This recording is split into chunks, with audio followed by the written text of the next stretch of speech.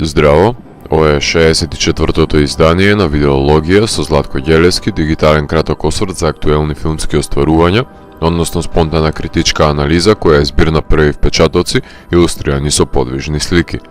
На денешниот репертоар е Bohemian Rhapsody на Брайан Сингер, во кој станува збор за хроника на подемот на музичките легенди Queen, од факултетските свирки на претходниот бенд Smile, запознавањето со Фреди Меркјури, до светската слава, турнеите, распаѓањето, соло кариерата и повторното обединување за настапот на Live Aid концертот,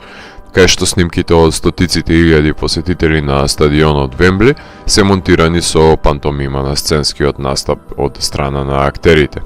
Од самата гитарска најава монтирана на препознатливото лого на мелодијата на 20th Century Fox, секој гледач може да заклучи дека ќе биде изложен на филм кој ќе ја слави рок-н-рол културата, која се потпира на музичка форма на бунт против лажните вредности, славењето на непокорниот индивидуализам, слободното изразување и воздигнување со помош на музичките креации. Во филмот се запознаваме со 4 индивидуи кои се толку разновидни што не би требало да се заедно, свират на луѓе кои се отпадници и не припаѓаат во нормите, но се идентификуваат со музиката која ја создаваат Queen за нив, која преминува во нивна собственост. Но за да се дојде до звезденото небо со успешна перспектива, потребно е да се потпише договор со ѓаволот, олицетворен преку музичката индустрија која ја менаџираат бизнисмени кои сакаат континуиран повторлив успех без да преземат ризик. Од другата страна на овој циркус се ситуирани луѓето кои не го познаваат Фреди, но затоа се запознаени со представата која ја имаат за него и сметаат дека таа е поистоветена со неговиот карактер. Фреди е роден во Занзибар и неговата фамилија бега од Индија во Британија, секогаш осудуван за неговото потекло, вечно неприфатен во британските кружоци. Неговите родители се разочарани што не ги исполнува нивните очекувања и дели нивните животни светогледи.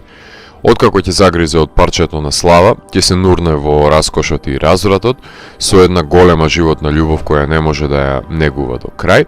и гледаме осаменик кој има потреба од блискост на непознати луѓе, сметајќи дека со карневал во домот ќе ја победи самотијата. Талкачот без муза станува обкружен од користолюбиви и манипулативни паразити, кои од него ја вшмукуваат последната капка надеж за светот во иманентните руини.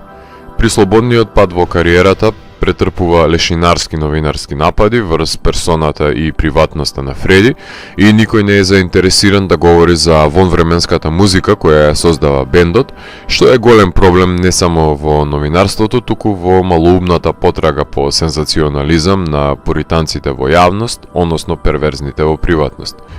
Тоа што го краси филмот се миговите во кои сведочиме на настанувањето на песните, а Рами Малек знае да ја долови емоцијата и возбудата за нивното пишување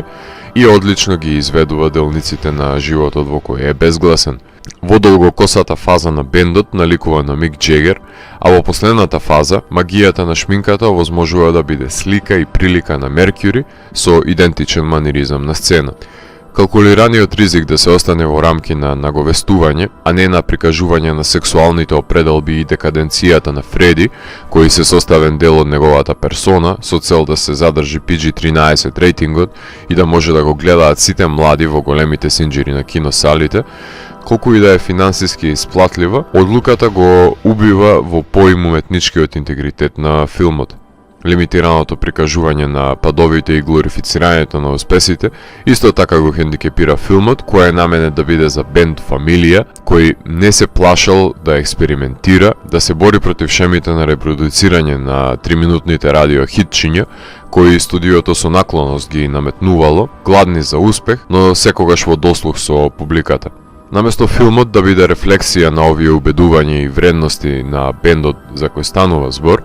добиваме формулаичен филм кој ниту на хартија, ниту на големо платно не се разликува од останатите музички филмови како The Doors, Rockstar, Rock of Ages, Sid and Nancy, Great Balls of Fire, Spinal Tap, но тоа е многу добро друштво во кое еден филм треба да се најде. Фреди е блуден спектакл сам за себе, извонреден вокал со незаменливо и недостижно присуство на бина. Queen се одликувале со оператичност, биле синоним за арена рок традицијата на полнење на големи стадиони и екстензивни турнеи. Бенд со моќни рифови со кои не се плашеле да го размрдаат секој слушател додека поминувале низ нивните тела и да разнежнат со мелозвучни баладични сегменти, кај што илјадници луѓе ја пеат Love of My Life во еден глас, во вонтелесна синергија која не се споредува со ништо друго. Џон Отман ја компонира музиката и монтира филмот на веш начин со тоа што делото не губи на динамичност, а посебно за пофалба е во транзиционите сцени од турнејата, како и во примената на поделениот екран, а Њутон Томас Сигал е кинематограф кој користи сини, црвени, виолетови неанси од осветлувањето на бината, како извор за светлина се употребени и во интериерите, во кои знае и да ја долови интимата со пригушени снопови на светлина,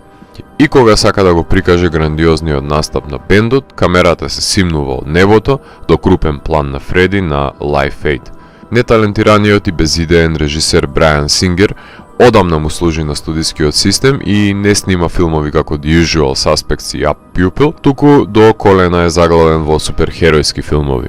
Поради контрадикторните причини на неговото работење, односно сексуалните обвинувања кои завршија на негова сметка, избркан е од екипата и менаџерите на Fox го заменуваат со режисерот Декстер Флечер, кој ги режира последните 2 недели од рокот за снимање и ја надгледува постпродукцијата на филмот. Тој има познавање од екранизираниот музички свет со оглед на тоа што работи на филмот за пријателот на Фреди Меркјури, Елтон Џон, именуван како Рокетмен.